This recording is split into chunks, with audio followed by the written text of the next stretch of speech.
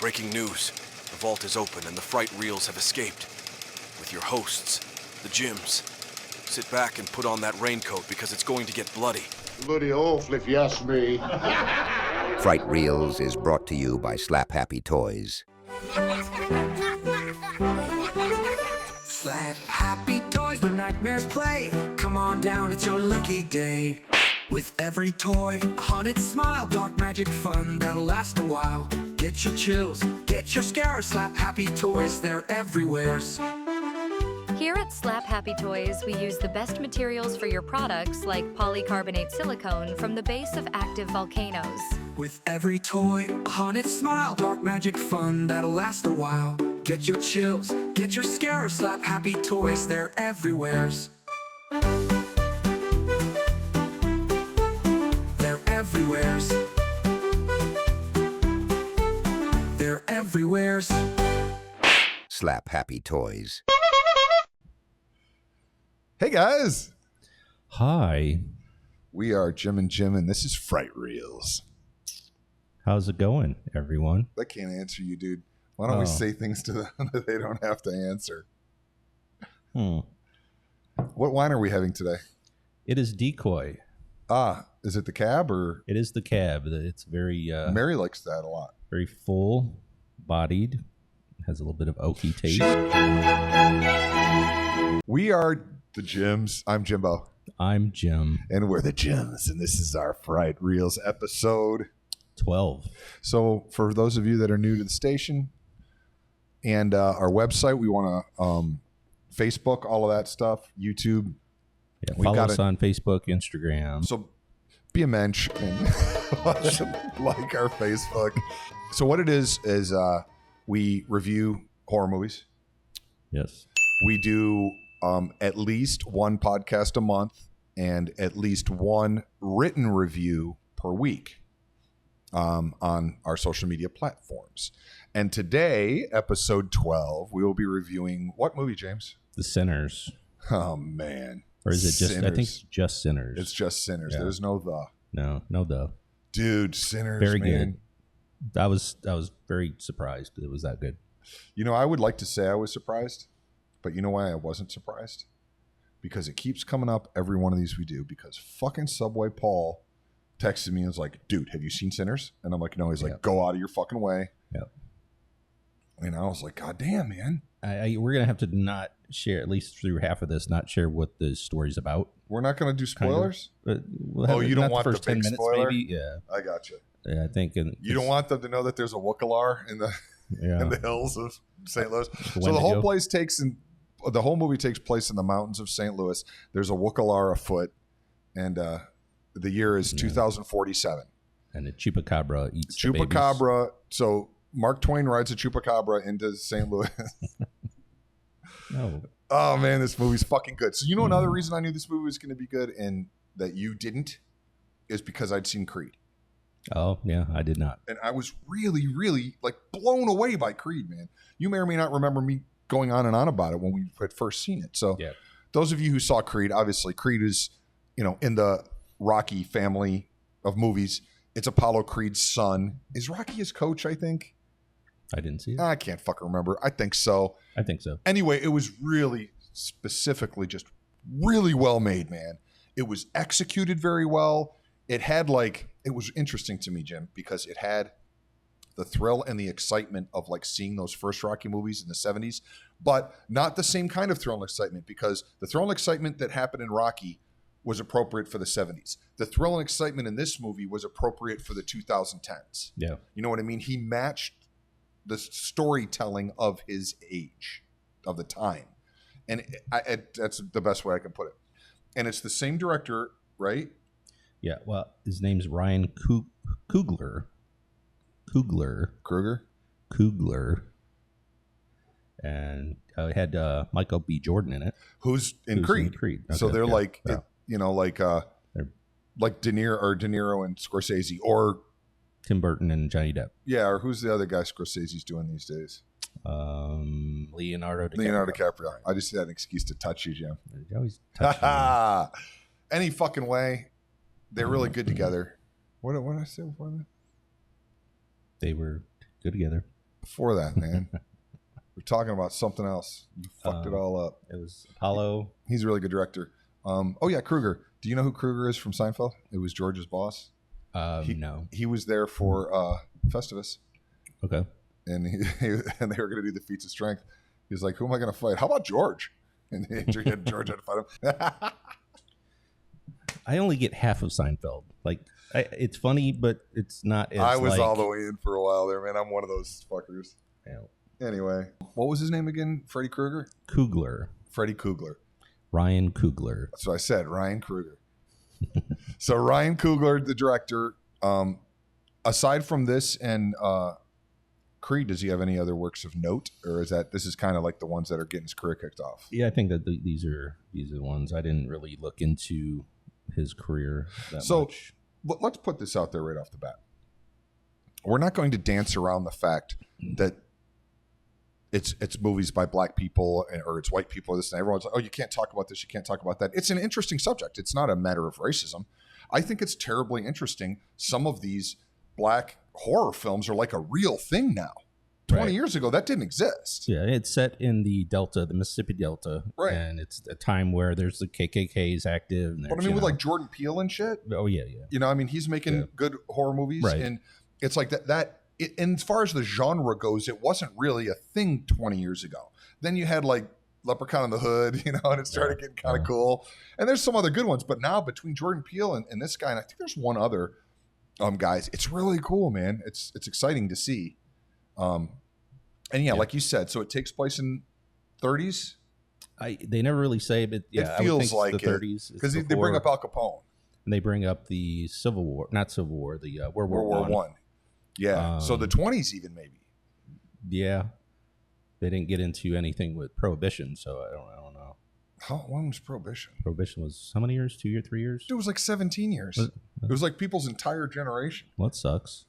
I know. I thought about that. I'm like, imagine if you like turned 18. Drink to that. Yeah, I mean, I think it had to either be before or after Prohibition. But the only reason I was thinking it could have been in the 20s is because of the vehicles. Yeah. Those were 30s vehicles too, though. But if those guys fought in World War One, man, that would have been 20 years later. The 30s. Yeah.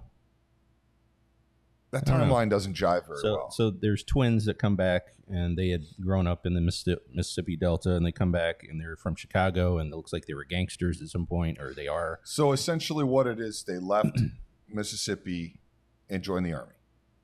I think so, yeah. And then after that, the one dude was saying how he pretty much saw the world, and he realized the world was all fucked up. Because in the Army, he saw the world. Then they went to Chicago, and they worked with gangsters. And basically, they got off the sharecrop, and they got off the farm. You know what I mean? Where most people there were born and raised, lived and died, and never went farther than 5 blocks from their home. They had no idea what else was happening in the world. That's just the way the world was in the 30s. You know what I mean? Yeah. Most people, and most of those guys that like went into World War I, World War II, the first time they ever met somebody with a different accent, you know, a New York accent or a Mississippi accent or a Chicago accent, was because they got drafted in the war. They'd never seen a big city. Some of them had never seen a car. Not a car. Right. So these guys were them, but they had taken it further. And you know what's a brilliant piece of filmmaking in this, by the way? Let's not leave out the fact that the twins are played by one guy. Oh, yes, they are. No. Oh, yes, they are, dude. What? It's both Michael B. Jordan. Nuh-uh. I looked it up. It was I thought he wanted real life twins, and he had a are you sure? I'm 100% sure.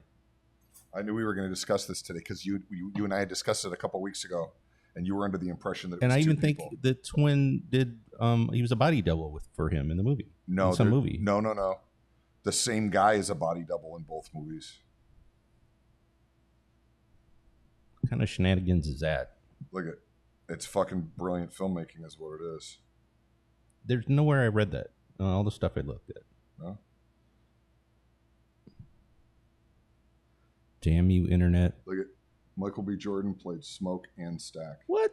Smoke and That's Stack. crazy. Isn't that fucking wild? So now that you know that, the next time you watch it, it's going to blow your mind. That's insane. Yeah, and it's unbelievably good acting. Wow. Because he was playing to nobody. No, they didn't show that anywhere. Wow. All right. I know, and nobody really ever hyped it up that much. Oh, But yeah, so And it was interesting, man, the way that but you'll see it too. You'll notice that they don't share a lot of scenes together. Yeah. They separate them. And essentially, a really good piece of filmmaking on this filmmaker's part, and that people have done in other movies, is they wear different colored clothes. Yeah. Smoke's always in blue, Right, and Stack's always in red, or something thereabouts. Yep. And they'll do that in other movies, you know what I mean, to differentiate between people. Like you don't want 2 lead women with blonde hair, kind of a thing, you know. So they do that really well. But in the scenes when they're together, it's fucking good, man. I'm like, dude, that dude's talking to himself. But I'll bet you, they had a body double on set reading his lines to him that he was acting against, and then they just digitally replaced it with him. It's fucking good, right? I've seen this 3 times. I didn't really even notice. I mean, I just thought they were twins. Yeah. And I read that they were twins. I know. Fuckers. I know, that blew my mind, dude. So that's something to look for. It's so the brothers are played by Michael B. Jordan, who you called the modern Denzel. Didn't you say that? I did. You're like, he's like modern Denzel Washington. I did not. Somebody said that, and they were right. Yeah. He's unbelievably Yeah, good he's actor. very good. Yeah. So here's another little fun fact for you. Was it Stack who had the white girlfriend? Yeah. You know who she is? Oh, I read this somewhere. I don't recall.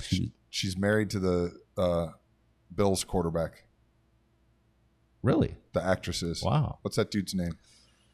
Josh Allen? Yeah. She's Wasn't married- the Browns supposed to get him at one point or something? Who?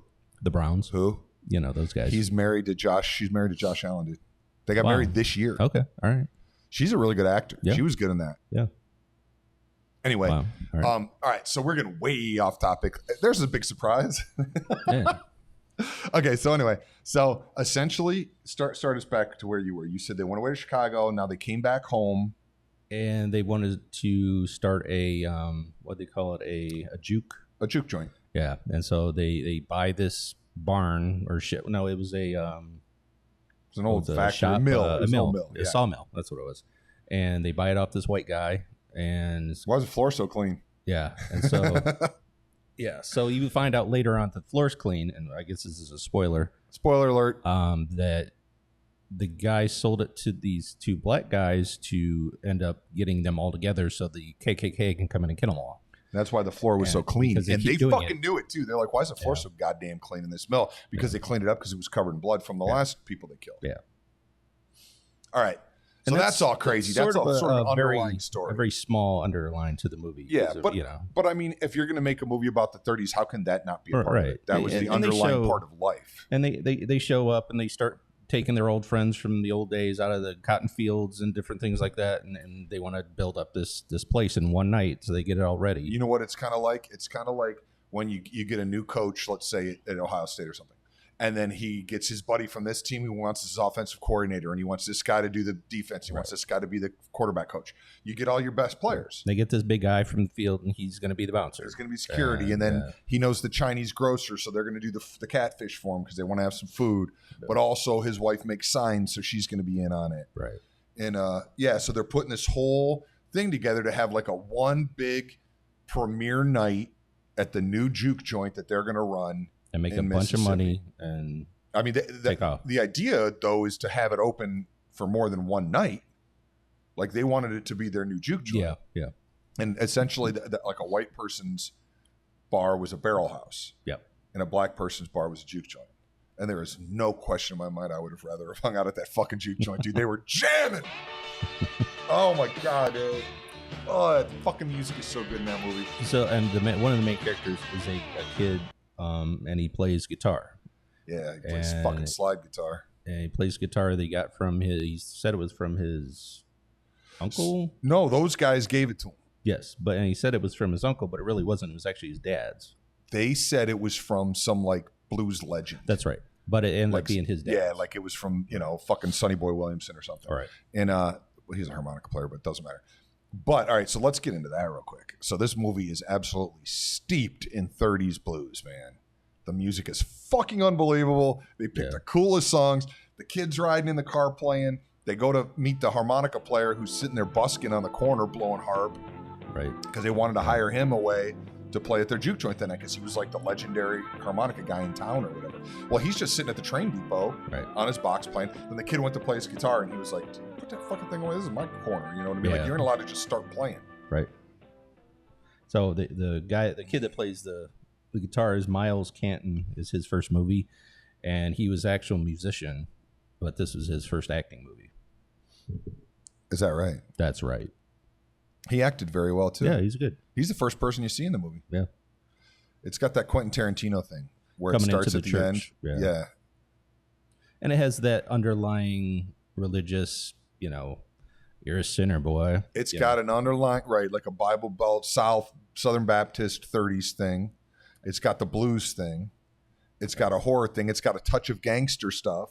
Yeah. I mean, what other ingredient? It's got sex. It does. I mean, it's you know what it is?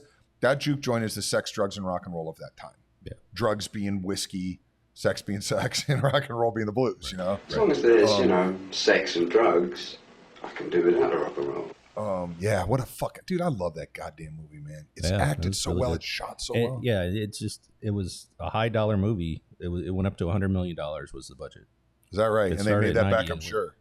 By now, yeah. Especially HBO took it, and now it's for free, but... I paid $20 for it. Yeah, I did too. Then I saw it free twice. Yeah, I've seen it twice. I've seen it 3 times now. 2.5 kind of, but yeah, it's fucking great, man. It's just the lighting, the way it's shot. So it looks like a big budget movie. Who's the harmonica player? Oh, I don't know his name. His name's like... He's been in a lot of movies. Delmar. He's got like a... I can't remember his name. Yeah.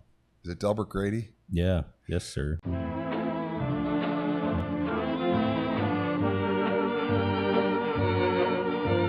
Fuck is that guy's name, man? You talk. We'll to post the it. people. I'll look it up. You talk to the people. All right. Well, how's it going? It's so there's a lot of hoodoo in this, which is a Delroy southern... Lindo. Okay. Look at Delroy, dude. Yep. What a great smile. There is some hoodoo in that thing, man. And that's another little underlying thing with southern, folklore. People are asking, what the fuck is hoodoo? Do they mean voodoo? No, we don't. No, it's more of healing, protection. They use a lot of like nature type of things. It's close to voodoo, but they don't have the worshiping of like Mary and that kind of thing. Voodoo does. Voodoo does. Right. So voodoo is based off of a combination of like folk magic and Christianity. Yeah. And hoodoo is without the Christianity part. Pretty much. Yeah. That makes sense. So should we touch the pentagram on your skull? Nah. I feel like we should do a video in your bedroom. Not that kind of video, Jim, but watching to see if your fucking door handle closes. Yeah, my door closes by itself, and there's been a lot of weird things that move around this apartment. We got to get it on film, I think. I have the door on film. I don't think Jim lies, but I don't believe in this shit, though. So, You know how it is. Everybody, there's believers and there's skeptics. He's the Gillian Anderson to my David Duchovny. I am definitely the Scully. I've got the boobs for it.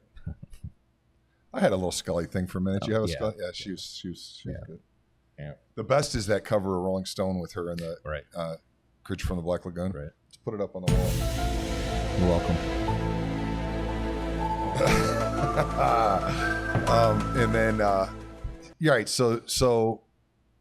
So they collect all their fucking people, right? They get all their people together, and they brought Irish whiskey, and no. They brought whiskey, Italian wine, and Irish beer. Yeah. From Chicago, right? And they were like, they had 500 bottles of ice cold beer, and that was like they swayed a couple people with it. They were like, they would. Right. So they had all this booze, and they're going to throw this big fucking party to kick off the Stack Brothers, or whatever their name was, new juke joint. On the side, however, we see a couple in a house, and this guy comes knocking at the door. Well, and here's where the spoilers start. Yeah, and we don't really have to spoil it yet because I didn't know right away. I didn't know what he was. You could tell. I knew there was something wrong, but I didn't know exactly what he was. I just assumed maybe he was demonic of some sort. But anyway, this guy comes knocking on their fucking cabin, and he's all fucked up. And he said, they beat me up, man. And they were like, who beat you up? And he was like, what, the Apache or the Chippewa or the Cherokee? Or he had some. They had a tribe name. A tribe, but they're real. Yeah. It was a real tribe. I can't remember. Choctaw? That sounds about right. And they were like, what the fuck are you talking about, dude? And then he's like, oh, you know, I'm just a white boy. Let me in before the Indians get me, pretty much. Right. And then you cut to the Indians showing up. He looks through the doorway 'cause she wouldn't let him in, and he sees a KKK outfit. So he knows. That's right. Yeah. So he knows that he can go in there, or he could befriend them. Yeah, he could. That's right. I forgot about that. Yeah. And then all of a sudden the Indians show up, and they're like, "Hey, ma'am, have you seen a dude?" You know, and she's like, "No," and he's like, "You didn't let him in, did you?" They're like, "Whatever you do, don't let him in, man. If you see him," and she's like, "No." So he's in there, isn't he? And then she's like, "No," and they're like, "All right, well, fuck it." And the other guys Steve, let's that go. are waiting for him, they're like, it's getting dark, we gotta go. Yeah, so they go. So that was important. And then she turns around and goes inside, and that dude's eating her husband. Yeah. Her husband bloody and dead. Spoiler alert. He is a vampire. So's her husband now. And now her husband is. And so he's showing up. When he showed up, he was smoking. Like he had sores on him, and the sun was going down. And that was my first clue. Yeah, I didn't pick up on that the first time. I don't know why. So this is a vampire movie. It is not a vampire movie. It is. It is not a vampire movie. It's not a hate movie. It's not any of that stuff. What is it? It's a blues movie that has vampires in it. I don't know. It's about music. It is. You're right. It is. But it's the horror part is vampire. Yeah, it's fun that the vampires show up. Now, fast forward, we leave them off the table for a while. Yeah. And you go to the party, and they're having a fucking good old time in that fucking barn or whatever it is, dude. I mean, they're drinking whiskey, they're dancing, they're getting sexy. That one chick was like, well, I'm married, but she showed up alone anyway. And they taught that kid how to eat ice cream, if you know what I mean. Oh, yeah. And they said it was ice cream, like you're licking ice cream. And that fucking Josh Allen's wife was like, oh, yeah? Well, how about when you had your tongue in my coos and you fucked me so hard? He was like, yeah, I also told you never to come back, but you didn't listen to that. She was kind of a stalker a little bit, and she's like, you know. She was there's sort of a regular brother and then sort of a badass brother a little bit. Yeah. Doesn't it seem like, or at least one's, they're both badasses, right. But maybe one's a little more responsible and one's a little bit more spontaneous. And the spontaneous one had a half-white girlfriend who he left behind, and she showed up at the train station talking mad shit. Yeah. And she had a little stalker vibe going on, but she loved him. Yeah. She really loved him later. That's she loved him a long time. So anyway, let's get to this fucking juke, right? So they're partying in this juke joint, and this is my favorite part of a movie that I loved every part of, okay? I had lots of favorite parts, but my fucking favorite part is the kid is talking to the other brother's old lady, who's a hoodoo princess. We didn't mention that. So she is in this, and she's the hoodoo girl that actually had a history and a baby with the other twin. The other brother with lost Smoke. The baby. Yeah, and he came back to her and fucked the shit out of her in that little barn. But she was like, why? He was like, look, baby, I've been all over this world and I never seen anything that's a miracle.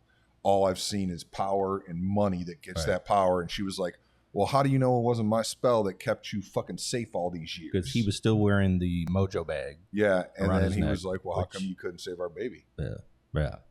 So anyway, yeah. So and the mojo bag is full of herbs and different things, and she, it's a protection amulet, basically. And she's really fucking cool and smart, and she's serving the catfish. But she tells the young kid in more ways than one. Yeah, she was. She was giving up the clam boat platter. Oh. Clams Casino. Yep. She had her big old booty too. Yeah. You don't like it? It was a large one. I liked her. I liked her. Anyway. You just gave me a weird look. Yeah. So anyway, I had to set up who this lady was.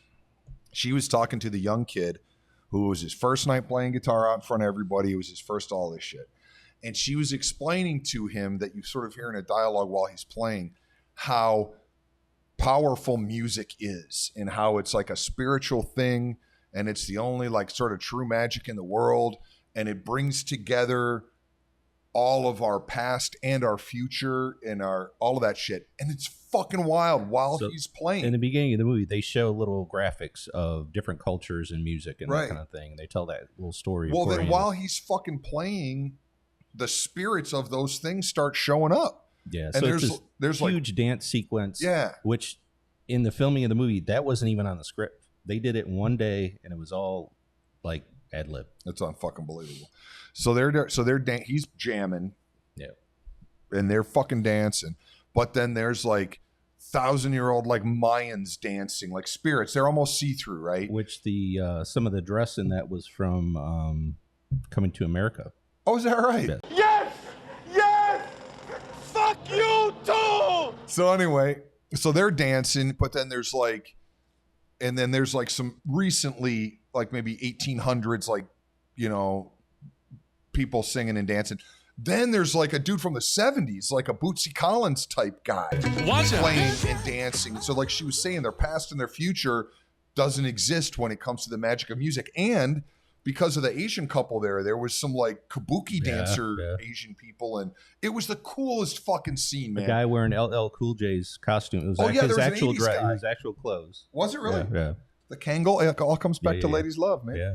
And then a DJ, they showed a DJ. Yeah, he was mixing. And so it was all mixed together in this like whole cultural thing. And everybody was dancing and praising to the point where it like metaphorically brought the rafters down and burned the place to the ground. Like it's burning all around them. It's actually not happening, but it was really fucking cool, man. And so now you're all the way into these guys' story. You're in the juke. You're listening to the brothers' story.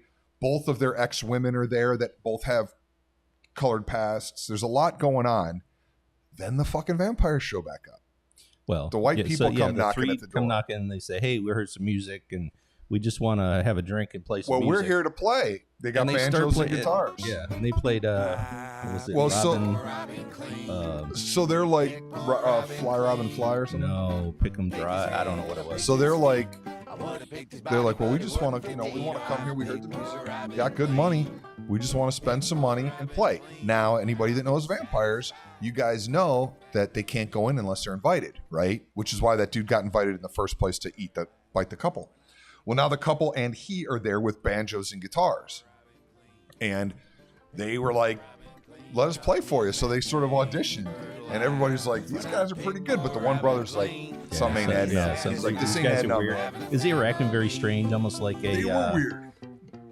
Jim Baker, Tammy Faye kind of weird thing. It was a little bit weird. Yeah, it was a little strange. And then they're like, this here a juke joint, man. You want to go up the road? There's plenty of white barrel houses to play for. And the dude's like, oh, I see. This is because of our skin. And he was like, how'd she get in here? As the one chick was white. And the hoodoo lady, she's family, right? And he's like, well, for just one night, couldn't we all be family? And then all of a sudden he goes for his gun and they're like, you don't got to do that. We'll leave, man. We just wanted to. The lighting, the way the lighting was in this movie, it was really genius, cool. Dude. This fucking movie's great. Yeah. And so they walk away, right? And they go, but they don't go far. They said, we're going to stay in case you change your mind. They were like within shouting distance. Yeah. And then shit. The half white girl goes out and she's, thinking that maybe they'll bring some money in. She's like, you know what? I'm going to go get that money. I'm going to go talk to them. I know they got money. I'm white. They'll listen to me. Yeah. And they gave her a gold coin, right? Yeah. They gave her more than that. An old gold coin, and she didn't know where it came from. What is this from? It was, never seen before. It was very old. They gave her more than that, though. And then, you don't know that until she goes and takes her man in a back room and rides him. And then you see her. She also spits in his mouth. Spits in his mouth, yeah. I don't know about that. That'd take a lot. But then she bites him. And because she had already been bitten. She'd been turned. And she turned, and the brother comes in, shoots her because she, said, what did she say? I don't know, but she got up and ran. And she got up and ran. Didn't do anything, just took off. She ran out of the place. Yeah. What was funny, though, if you notice that when you go back to see it, when she comes back after getting the gold coin, she says to the guy at the door, what's the matter? Ain't you going to let me in? I've been standing. Yeah. What are you going to keep your big ass? And he's like, well, come on in. Yeah. I'm like, fuck, you just invited her because, as you know, vampires have to be invited But you in. didn't really know that. I mean, until you knew she was. Once a vampire. you know, you're like, God damn it, that's a clever little scene the way she did it. You know what I think is unique to this movie, and correct me if I'm wrong, but unique to this movie about vampires, and I thought was a really cool thing, is once they became vampires, they all collectively shared each other's knowledge. Yeah. Well, that's typical Dracula. There were some movies with Dracula that had that too. Is that right? Yeah. And which was it Fright Night had some of that? When I don't know he about that. changed the girl? I don't know about that. He got hurt and she, I don't know. But anyway, there's some vampires they collectively shared all knowledge. Like once they had a Chinese person, they could all speak Chinese. Yeah. Once that dude bit them, they could all play guitar. Yeah. And it's like, so now they're really powerful because you got 40 people in the clan. You have the knowledge of 40 different people. Yeah. Or hundreds. And he was Irish. The head vampire guy, he was Irish.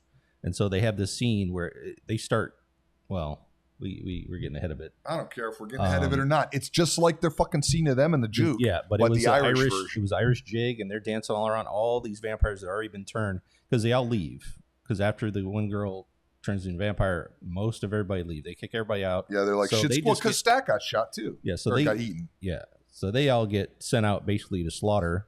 And you don't know that until you see everybody that was in that place. Now they're vampires, and they're all dancing around. Even the black people knew the Irish jig, and they were doing everything because they share each other's knowledge. The lighting in that too, again, it was just crazy looking. The best. I hadn't noticed that. I'll have to take a closer look. That was a really cool scene. You have to put a picture up, but and then I really enjoyed also when the doorman goes to take a piss and he comes back, and it's been a long time, and it's the same thing as like, well, you know, you're gonna let me in, and they're like, you've been coming in and out of here all fucking night. How it's come a whole 5 all of a minutes sudden, of him trying to get in? Yeah, and because the hoodoo lady's like, wait a minute. Yeah. She was like, something ain't right, and they're like, all right, well, listen to Big Mama here because she fucking knows the score, man.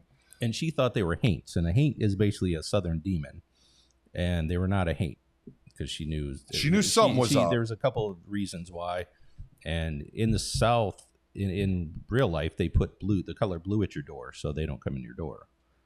There's a certain haint color. It's like a light blue. It's not like a Tiffany blue, but it's a light blue. Periwinkle blue? Yeah, Periwinkle blue.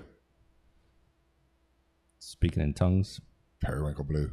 Periwinkle blue. Yeah. Is it periwinkle? No, that's what Brad Pitt wanted his caravan painted in. Oh, Fight Club? No.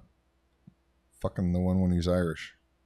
Oh, yeah, that was hard to follow that movie. He wanted his caravan for his ma if he boxed, and it had to be Periwinkle blue. It's a terrible parcel to the Periwinkle blue. Yeah, that was a good fucking movie, man. Yeah, it's hard to follow, though. You think? Just the dialogue. It's very the dialogue, yeah. It's very Tarantino-y. Yeah. Yeah, so then that guy gets turned. Everybody gets turned. He dies. She dies. So there's 6 people left inside. You die, she dies, everybody dies. You say so. 6 or 10. The best is when they couldn't figure out who the vampire was, so they all had to eat a piece of garlic. Oh yeah, so the voodoo lady, she was making everybody eat garlic, and the one, the married girl that was with the guy with the kid, she didn't want to do it. She didn't like garlic, and everybody's like, "Okay, you're a vampire," but then she finally does it. But then the old guy with the harmonica, he eats it, and he's starting to like choke and everything else, but it's just he had a bad stomach, which is kind of. You guys smell something? I think I just shit my pants. So did he have shitty pants the rest of the movie? I don't know if he really shit his pants or not. He certainly didn't change them. So then, long story short, what happens is the fucking Chinese guy goes outside. He gets turned into a vampire. The Chinese wife is so freaked out about it, she invites them all in. Well, you motherfuckers come in. Because the husband that changed, he says, well, we know where your daughter is. We'll just go pay her a visit. And that's when she lost it. So she just told them all to come in. They had Molotov cocktails. They had all kinds of stuff. That scene kind of bothers me. That's what I have one issue with this movie. At that scene, first of all, those vampires should have killed all of them. Oh, yeah. It was 40 against 6. Yeah, there was a And that's not even the point. Even if they did fend them off, that's fine. All of a sudden, though, mid-fight, they decided it was time to go, and they packed themselves up and helped each other out the door. I'm like, the fight ain't over. Yeah. What the fuck are they leaving for? It was pretty. You had to suspend your disbelief with each person there were 6 people. Each one had one vampire on them. Where's all the other 30-some vampires? They're just roaming around. They like just in every movie, back and waiting, they wait for their turn to like go the get Kung beat Fu up. movies. They're just waiting. You want to hear something funny? The first time that I watched it, once they showed the kid in the bar as an old bluesman, I thought it was over and I stopped it. Oh, I didn't yeah. see Stack So, come yeah. back in with her. After some of the some of the credits, you got to wait because it shows 1992 or something. Yeah, and the kid that was a blues player is now like a 90-year-old blues guy playing at a bar in Chicago. So how he survived there, because only a few people survived. The kid jumped out. The two brothers start fighting, and the one had The one's a vampire. Yeah, and the one had him. He was about to kill him, and you don't see what happens. Well, eventually he tells him, protect the kid or something like that. Yeah, he basically let him live because, first of all, he didn't want to kill his brother. And secondly, he wanted him to stay around to protect the kid. I'll let you live if you protect the blues kid. Yeah. And so you flash forward to 90. That dude's 90 years old. And here comes that dude and his half-white girlfriend. And they're so she's wearing all 90s hip-hop clothes. And they're still young, you know? Because it's a 90. Yeah, it was fun. Yeah, he looked like Dwayne Wayne or whatever from Different World. He had the shade thing going on. Yeah. It was fucking great, man. It was cool. So the end of it, the main vampire, so the kid got caught outside by the main vampire. They all did. Yeah. And so they all go outside, and he's in this pond or whatever, and the kid is starting to say a prayer. And so he says the prayer back, and he's basically kind of hinted at how old he was, and he was way back in right. Way before the boats came over from Ireland and that kind of stuff. There was a line too that I read that they said that gives it away too, because early on he was saying something about how his father dealt with something or another, which proves that it's like the 1600s in Ireland. Yeah. Whatever he said, like it was an early sign that tipped him off. But he's fighting him and he hits him with his guitar and he's got a dobro, and that fucking platter on the front of a dobro is made out of silver. Embedded in his head. Yeah, he embedded silver in his head. So he was hurting, and then the twin brother finally came out, and what did he do? He stuck his finger in his other brother's butthole. Yeah, and he just and the movie's over. No, I don't remember, man. All I know is the one. Oh no, he got the fucking stash because the clan showed up. Yeah, that was after they killed. They killed all the fucking vampires. The head vampire. The sun comes up. Yeah, they kind of had him long enough, and the sun came up. He burst. They all got trapped outside. And they all burst in flames. Everybody died, except the kid, who now goes stumbling back to his daddy's church, which is the opening of the movie. Right. He's all bloody, scarred. And Smoke, the more calm brother, gets the cache of weapons. Yeah, he goes back. Yeah, so he gets all the weapons. He goes back to the sawmill, waiting for the clan to show up. And they show up and they can't get in, and he starts sniping them from the woods. And then his dumbass just walks right toward him and just starts shooting everybody. And he gets shot. He finally gets shot once, and he's got the main guy in the ground, and they're sitting there for a minute, and then he sees like a vision of the hoodoo lady and his dead baby. Yeah, and he holds the baby and the whole thing. And then he ends up shooting the white guy, and then he dies and gets to go spend eternity with his family in the promised land. And then they flash forward to the 90s, and that dude's playing the blues guitar in the 90s. But the first time I watched it, I stopped, man. Yeah. I almost did. I'm like, oh, wait a minute. I should have just kept watching to hear the music. Yeah. They play fucking Wang Dang Doodle. We gonna pitch a Wang Dang Doodle all night long. We play a version of it. We play Coco Taylor's version on the Cool Cat. The Cool Cat? What's that, Jim? Would you like? It's the greatest radio station in Lorain County. Would you like to know where I first heard Wang Dang Doodle? Sure. At the Richfield Coliseum in the 90s, the Grateful Dead played it. Wow. And I was like, what the fuck is this? And I'm jamming. My buddy was like, you don't know Wang Dang Doodle? I'm like, no, I don't. Else I would have fucking asked. And it jammed. And I'm like, what the fuck is this tune, man? And I looked it up, and I found out that it's just an old blues song, obviously. Coco Taylor's version is from like the 70s, and it like charted. Wang Dang Doodle, dude. My first concert was at the Richfield Coliseum. I saw Pink Floyd. I was there. Yeah. 88. You're probably smoking all the weed that got me all. That was the first time I dropped acid. I was like 13. I got contact high from your shit. I was tripping my balls off is what I was doing. You were like 14. I was 16 and you were 15. I was younger than that. I was 16, dude. Huh. But when I was 14, my first concert was at Richfield Coliseum, and it was Y&T opening for Motley Crue. Oh, yeah.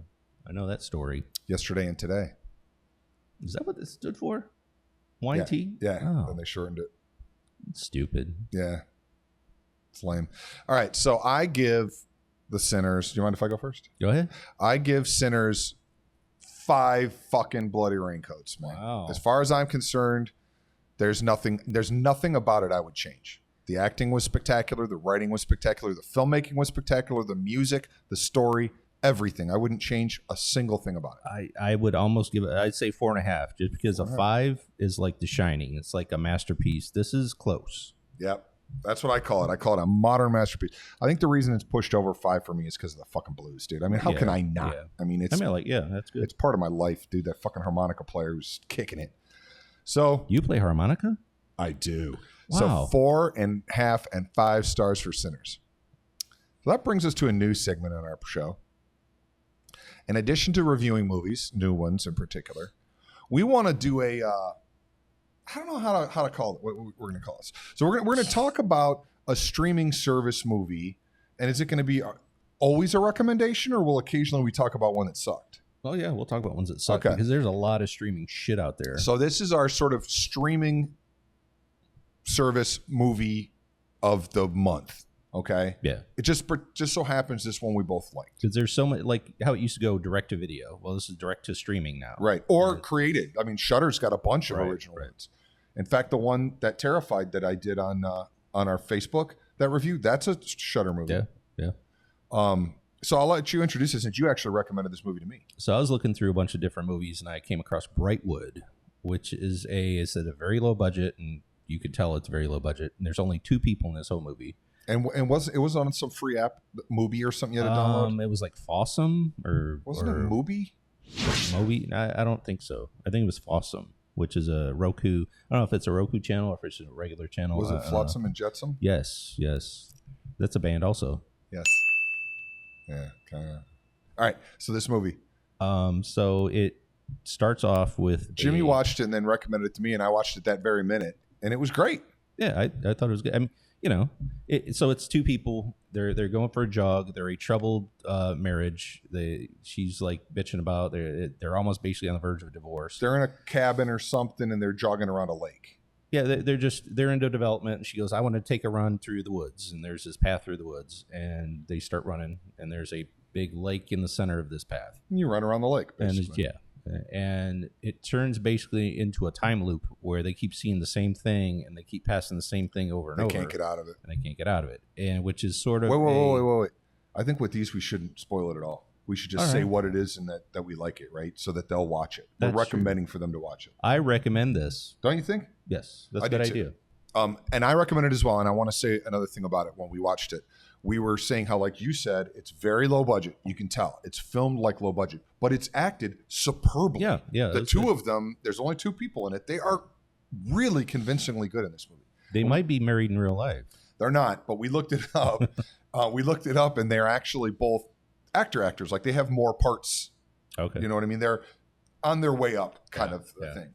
Now, I don't think either of them are ever going to be leading man or leading lady. No. But they both acted very well in it. Yeah. And so what Jim's version of the early description is correct. It's essentially a sci-fi horror that involves the human condition, relationship problems, time loop, and terror. It's not like horror. It's a sci-fi horror. But yeah. It's sci-fi for sure. Yeah. I mean, it's kind of horror. It gets into some weird shit, man. Yeah, there's a little bit of weird stuff. Right. But yeah. So is any marriage. It's very it gets all the way into that. Yeah, it gets very into like, bickering and things like that. Yeah. It's something. Yeah, it was done well. All right, man. Well, don't forget to follow us on Facebook and Instagram. Yeah, check out. Look, I printed this off from our shirt site. Me too. No, you Thundercats. Didn't. We don't sell that. Oh, we don't. We sell this on our shirt site though, frightshirts.com. Yes. And a bunch of other horror shirts. A ton of stuff on killers, there. Satan. And there's all kinds of fun stuff on there, man. Check it out. I got this one. And they're all really good quality. I really like them. Like, I'm surprised every time I get one. I'm like, these fit well. Yeah. They feel good. The print's gorgeous. We've got polos on there. We've got. Do you know what this is based on? Yeah, the 80s video game. Yeah, the NES looking game. I think I want to do one that says "You and your friends are dead, game over," because that's what it always said at the end with this big stupid green face. Huh. But all right, guys. Anyway, till next time, I'm Jimbo. I'm Jim. And we should have some dumb tagline like Chainsaw and his buddy. We'll see you at the movies. Don't bleed too much. Don't go taking any wooden nickels.